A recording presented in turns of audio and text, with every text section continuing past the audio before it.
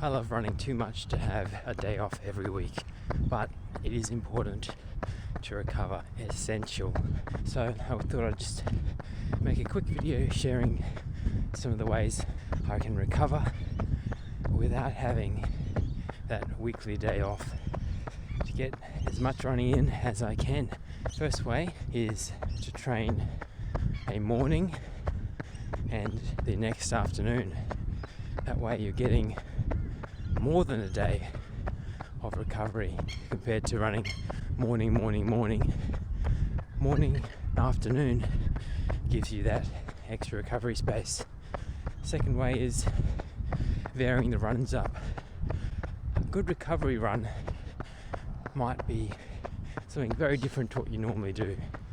So slower and easier, that's obvious, but also running around a grass oval, running along a nice flat trail. It's going to give your body a rest from what you're normally doing. And the third way is to have a different way of viewing your running week.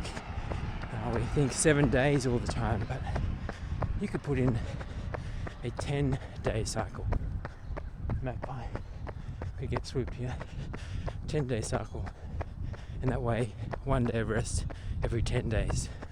Or you think about the month. Where am I going to space out the rest day in this month? And that helps me prioritize rest, but also get out there and enjoy the running. Finally, before I get swooped again, think very carefully about your harder days, the days that are longer and the days that are more intense with speed.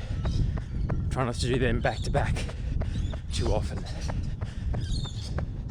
Usually I spread them out at least a day with an easy run in between. But if you're just beginning, it is possible to run nearly every day, and might have 12 days off a year. Sometimes it's just good for the mental health.